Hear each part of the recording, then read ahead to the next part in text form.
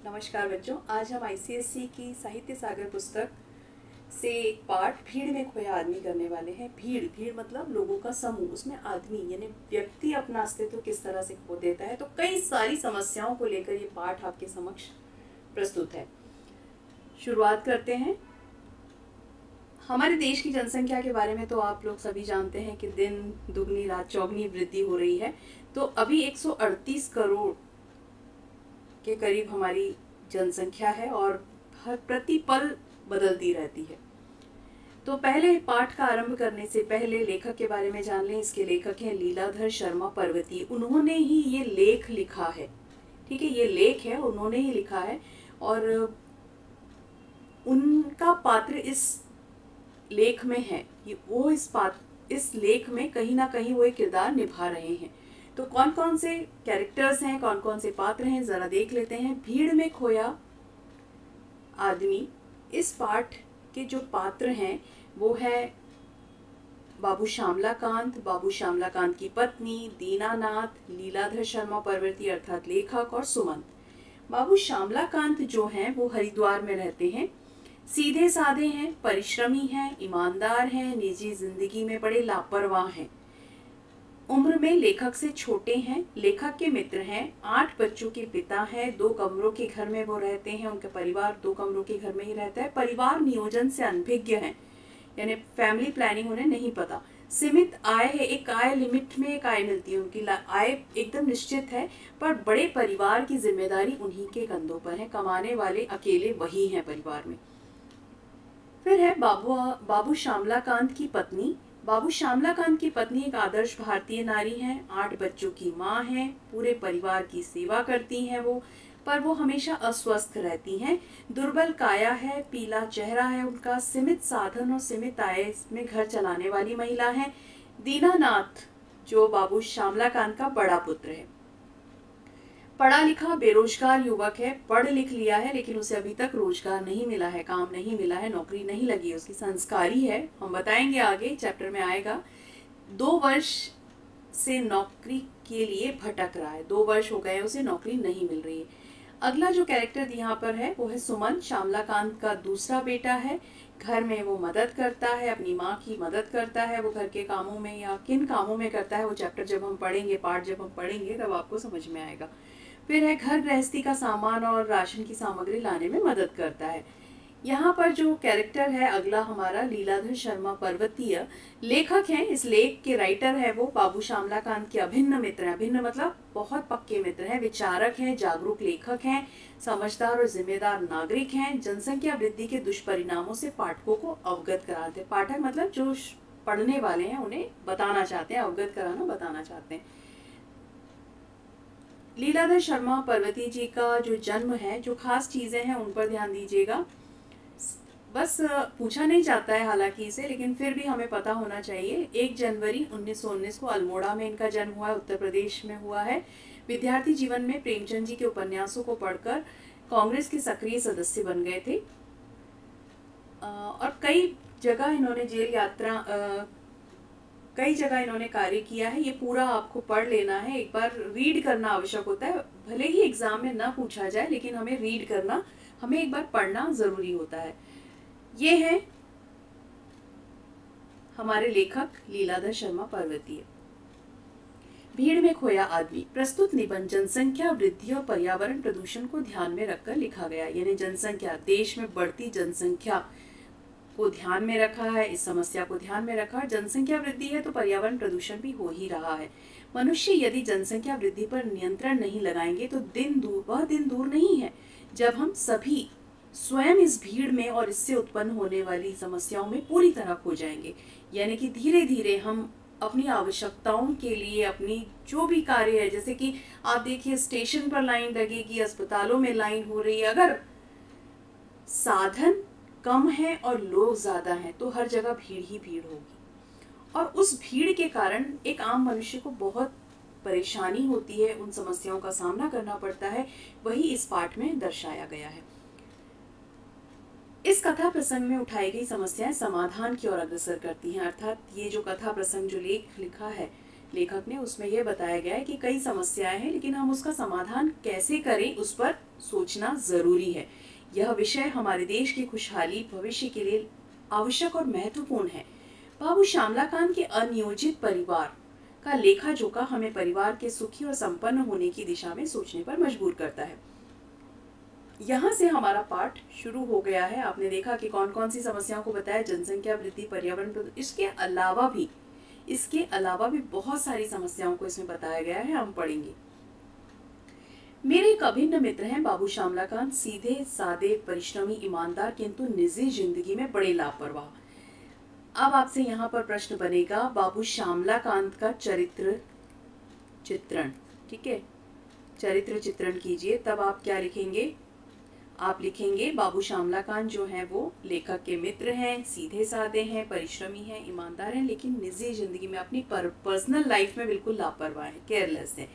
उम्र में मुझसे छोटे हैं पर अपने घर में बच्चों की फौज खड़ी कर ली है। उम्र में मुझसे छोटे, ये मुझसे अर्थात लेखक से छोटे हैं, और घर में बहुत सारे बच्चे हैं। फौज, पता है ना, सेना में बहुत सारे लोग होते हैं, वैसे ही घर में कई सारे बच्चे हैं उनके।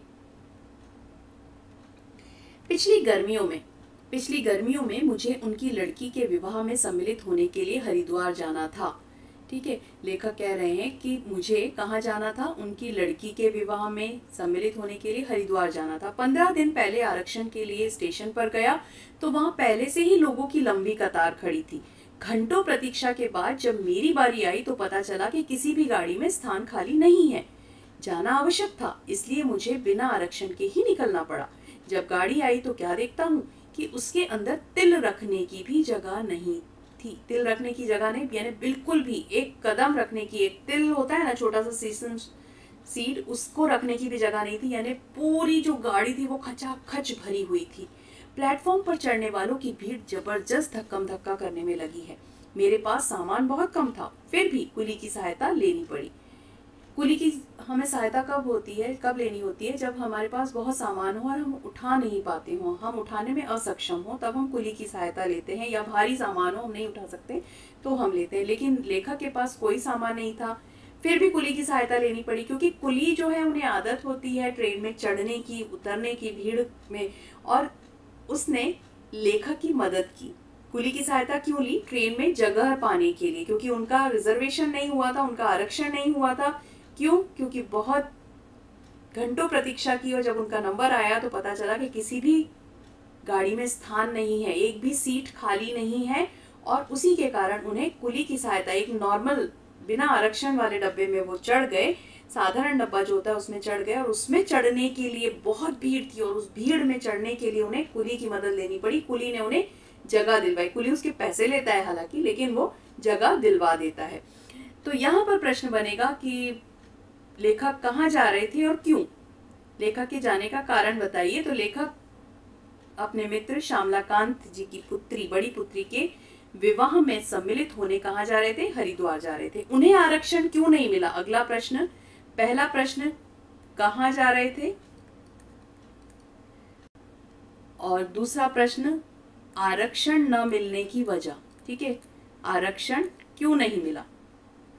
तो उसका उत्तर भी आपको यही मिलेगा, क्यों नहीं मिला था। तो क्यों नहीं मिला था वो हम आपको बताएंगे आगे, कि यही कारण है कि घंटों प्रतीक्षा, भीड़ बहुत थी, सभी गाड़ियां जो है, सभी गाड़ियों की सभी सीट, हरिद्वार जाने वाली सभी गाड़ियों की सभी सीट्स जो है वो आरक्षित हो चुकी थी, इसलिए उन्हें स्थान नहीं मिला। यदि उसने मुझे खिड़की से भीतर ना धकेला होता, उसने शब्द का प्रयोग किसके लिए किया गया है? कुली के लिए। उसने मुझे अगर खिड़की से भीतर ना धकेला होता तो मैं शायद नहीं पहुंच पाता। अब हरिद्वार देख लीजिए, आप सभी को पता है कि हरिद्वार कहाँ है, और गाड़ी की जो ट्रेन का जो सीन है वो इस तरह का होता है, और मुंबई में तो लोकल का भी नज़ारा कुछ इसी तरह का होता है। हरिद्वार में गंगा आरती होती है, आप सभी को पता है। गाड़ी छूट जाती है, अगर वो नहीं धकेलता, खिड़की से उसने नहीं धकेला होता तो गाड़ी छूट जाती। लक्सर में मुझे गाड़ी बदलनी थी। कहाँ गाड़ी बदलनी थी लेखक को? लक्सर, ये जो जगह है लक्सर, यहाँ पर उन्हें गाड़ी बदलनी थी, यानी वो रुके थे उस जगह, वहां से दूसरी गाड़ी उन्हें लेनी थी। किसी तरह खिड़की से बाहर कूदा तो देखता हूँ पूरी ट्रेन की छत जो है यात्रियों से पटी पड़ी थी। पटी यानी पूरी ट्रेन पर जो है लोग छत पर भी बैठे हुए थे। अंदर तो पांव रखने की, तिल रखने की जगह नहीं थी, लेकिन ऊपर छतों पर भी जो है यात्री बैठे हुए थे। सोचता हूँ अपने प्राणों को भीषण संकट में डालकर ट्रेन की छत पर यात्रा करने के लिए लोग क्यों मजबूर हुए। यानी कि क्यों लोग इस तरह मजबूर हो रहे हैं कि ट्रेन की छत पर सफर करना बहुत रिस्की है, बहुत ज्यादा संकट का काल है, कुछ भी हो सकता है, उन्हें गिर सकते हैं, मृत्यु हो सकती है, लेकिन इस तरह के अपने प्राण, अपनी जान को आफत में क्यों डाल रहे हैं लोग, क्यों मरने के लिए इस तरह ऊपर बैठकर यात्रा कर रहे हैं। कारण क्या है? सीट न मिलना, गाड़ी में तिल रखने की जगह नहीं थी, इसलिए कहाँ चढ़ते वो, इसलिए वो ऊपर छत पर है, रेलगाड़ी के छत पर यात्रा कर रहे थे। इन लोगों को रेल के नियम, व्यवस्था, अनुशासन का ध्यान क्यों नहीं है? जो लोग छत पर सफर कर रहे हैं उन लोगों को रेल के नियम नहीं पता? क्या उन्हें रेल व्यवस्था के बारे में नहीं पता? अनुशासन का ध्यान क्यों नहीं है? हरिद्वार स्टेशन पर श्यामलाकांत जी का बड़ा लड़का दीनानाथ मुझे लेने आया। लेखक को स्टेशन पर लेने कौन आया था? तो क्या नाम है उस बेटे का? जो श्यामलाकांत का पुत्र है उसका नाम है दीनानाथ। उसने अपनी पढ़ाई पूरी किए 2 वर्ष हो गए थे, तभी से नौकरी की तलाश में भटक रहा है। मैंने पूछा, अब तो जगह जगह रोजगार कार्यालय खुल गए हैं, उनकी सहायता क्यों नहीं लेते? लेखक ने क्या सलाह दी? दीनानाथ को लेखक ने क्या सलाह दी कि कई जगह रोजगार कार्यालय खुल गए हैं और तुम वहां जाकर उनकी मदद क्यों नहीं लेते? कहने लगा, चाचा जी वहां भी गया था, पूरे दिन लाइन में खड़ा रहने के बाद जब मेरी बारी आई तो अफसर बोला, भाई नाम तो तुम्हारा लिख लेता हूँ पर जल्दी नौकरी पाने की आशा मत करना, तुम्हारी योग्यता के हजारों व्यक्ति पहले से ही इस कार्यालय में नाम दर्ज करा चुके हैं। यानी तुम्हारी योग्यता, जितनी तुमने पढ़ाई की है उतनी ही योग्यता के कई हजार लोग यहाँ पर नाम अपना दर्ज कराना रजिस्टर करवा चुके हैं। मैं सोचने लगा, जब एक छोटे से शहर का यह हाल है तो बड़े शहरों में बेरोजगारी की कितनी भीड़ भटक रही होगी। बड़े शहरों में तो बेरोजगार बहुत होंगे और कितनी भीड़ होगी वहां पर। चलिए, कुछ प्रश्न है यहाँ पर। लेखक कहाँ जा रहे थे और क्यों? लेखक हरिद्वार जा रहे थे, अपने मित्र श्यामलाकांत की पुत्री के विवाह में सम्मिलित होने के लिए हरिद्वार जा रहे थे। इस तरह से आप उत्तर लिखेंगे। लेखक ने अपने मित्र का क्या प्रारंभिक परिचय दिया? तो आपने देखा है कि वो निजी जिंदगी में लापरवाह थे, ईमानदार हैं, है ना, वो आपने देखा है। देखिए पहले पेज पर ही दिया गया है यहाँ पर कि निजी जिंदगी में सीधे साधे हैं, परिश्रमी हैं, ईमानदार हैं, किंतु निजी जिंदगी में बड़े लापरवाह हैं। उम्र में लेखक से छोटे हैं लेकिन घर में बच्चों की फौज खड़ी कर ली है। ठीक है, तो ये लेखक ने अपने मित्र का प्रारंभिक परिचय दिया है।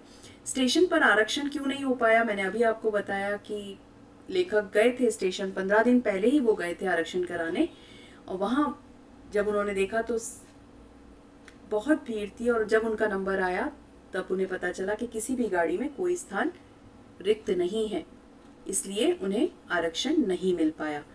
अब अनुभव लिखने हैं आपको। अगला प्रश्न जो है, यात्रा के दिन लेखक को कैसे अनुभव हुए? तो वो सब आपको लिखना है कि बहुत भीड़ थी, धक्कम धक्का थी और कुली की मदद लेनी पड़ी और कुली ने खिड़की से उन्हें धकेला। ठीक है, और ये सारी बातें, और लक्सर में जब वो उतरे तब उन्होंने देखा कि जो रेलगाड़ी की जो छत है वो यात्रियों से भरी पड़ी है। ये सब अनुभव थे उनके, तो ये सब आपको लिखने होंगे।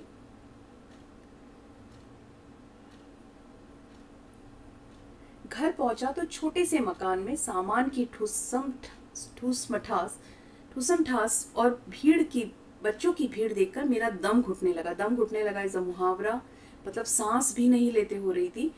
इतना सामान था उनके छोटे से घर में, 2 कमरों का मकान था उनका और उसमें इतना सामान था। घर में मेंबर ज्यादा है तो सामान भी ज्यादा होगा, तो सांस लेने की भी जगह नहीं थी, दम घुट रहा था। कई बार होता है ना, हम भीड़ में चले जाएं तो हमें दम घुटने लगता है, हमें सांस नहीं लेते होता है, हमारा मन जो है अजीब सा होने लगता है, घबराने लगता है। वैसे ही मैंने श्यामला बाबू से पूछा, क्या तुम्हारे पास यही 2 कमरे हैं? वे बोले, क्या करूं मित्र, 2 वर्ष पहले इस शहर में आया था, तभी से मकान की तलाश में भटक रहा हूँ। शहर के चक्कर काट काट कर जूते घिस गए। निराश होकर जब थक गया तब साल भर बाद मकान के नाम पर सिर छिपाने के लिए गली के अंदर यह छत मिली है। शहर पहले की तुलना में कई गुना फैल चुका है। दूर दूर तक नई कॉलोनी बन गई है। फिर भी मेरी तरह न जाने कितने लोग मकानों के लिए भटक रहे हैं।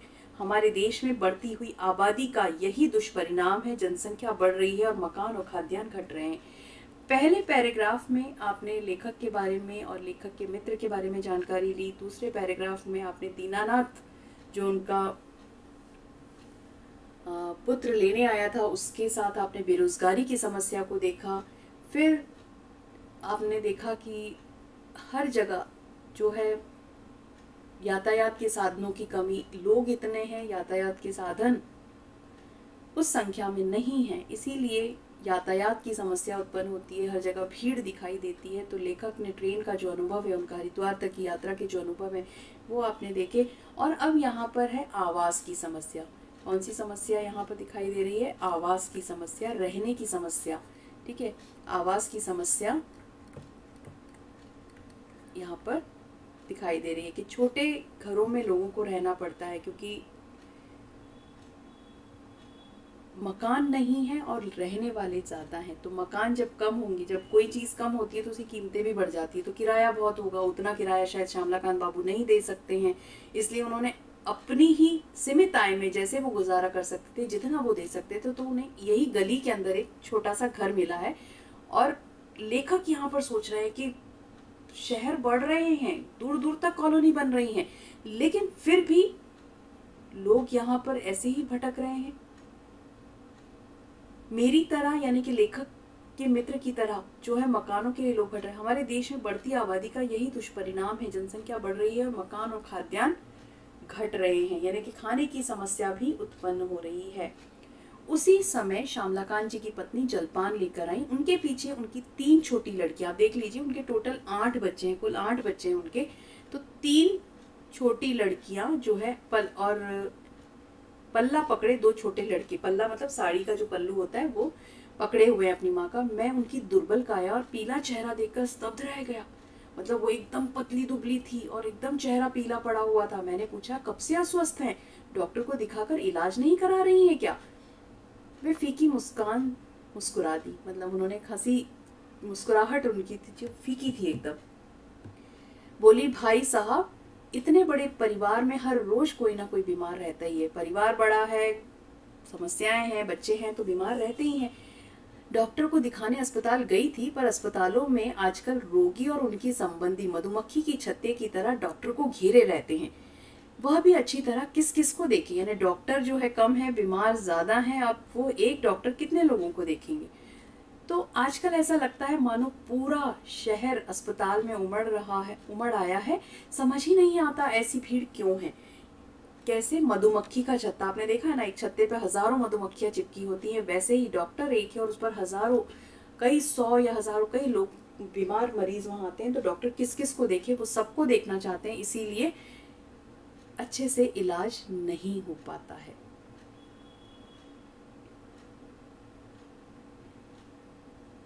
अब यही देखिए ना, मेरी तबीयत भी ढीली ही रहती है।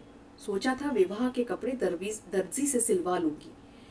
शादी है घर में तो कपड़े भी सिलवाने होंगे, तो सोचा था कि कपड़े सिलवा लूंगी। दर्जी मतलब टेलर, ठीक है, दर्जी मतलब जो कपड़े सिलता है ना, वो टेलर। बड़े बेटे को दर्जी के यहाँ भेजा, लेकिन वह जिस भी दुकान पर गया, हर दर्जी ने पहले से सिलने आए कपड़ों का ढेर दिखाकर अपनी मजबूरी जाहिर कर दी। पहले ग्राहक का स्वागत होता था, अब उसे भी चिरौरी सी, यानी कि उससे मन्नतें करनी पड़ती है। भैया पहले जल्दी हमारा सिल दीजिए, हमें, हमारे घर में शादी है, तो मन्नतें करनी पड़ती है। पैसे दे रहे हैं लेकिन फिर भी मन्नतें करनी पड़ती है। फिर भी समय पर काम नहीं होता। दुकानें पहले से कहीं अधिक खुल गई हैं, लेकिन ग्राहकों की बढ़ती हुई भीड़ के लिए वे भी अब कम पड़ रही हैं। ठीक है, तो हमने देखा पहले पैराग्राफ में यातायात की समस्या, खाद्यान्न की समस्या, बेरोजगारी की समस्या। अब यह है आम वस्तुओं की समस्या, सुविधाओं की समस्या। जो नॉर्मल सुविधाएं होती हैं, कपड़े सिलवाना, ये सब नॉर्मल जो सुविधाएं आराम से आपको मिल जानी चाहिए, लेकिन आज उसके लिए भी हमें समस्या का परेशानी होती है। हम दर्जी के पास जाएं, एक नॉर्मल सी बात है कि दर्जी के पास जाएं तो हम पैसे दे रहे तो उसे सिल के देना चाहिए, लेकिन उसके पास ऑलरेडी पहले से बहुत सारे कपड़े, वो सिलने में असमर्थ है। इसलिए वो क्या कह रहा है कि अभी तो पहले मैं ये काम करूंगा और उसके बाद आपका नंबर आएगा। तभी बाहर से दूसरे बेटे सुमंत का हारा थका झुंझलाया स्वर सुनाई दिया, माँ जल्दी से एक कप चाय बना दो। ये यहाँ पर पहले उन्होंने कहा कि मैंने बड़े बेटे को भेजा था, अर्थात दीनानाथ को। ये दूसरा बेटा है सुमन, ठीक है, वो बाहर से आया है, बड़ा झुंझलाया हुआ सा है। माँ जल्दी से एक कप चाय बना दो, यानी कि थका हुआ लग रहा है वो, गुस्सा भी आ रहा है, झुंझलाहट भी हो रही है। पूरा दिन राशन की दुकान पर लग गया। राशन की दुकान अर्थात सामान लेने वो गया था, लेकिन भीड़ बहुत थी वहाँ भी। इतनी भीड़ थी कि लाइन खत्म होने को ही नहीं आती थी। फिर भी पूरा सामान नहीं मिल पाया, यानी सामान खत्म भी हो गया। सामान जब तक उसका नंबर आया तब तक पूरा सामान उसे नहीं मिल पाया और सामान खत्म हो गया क्योंकि भीड़ बहुत थी। मैं सोचने लगा आखिर इस सब का कारण क्या है।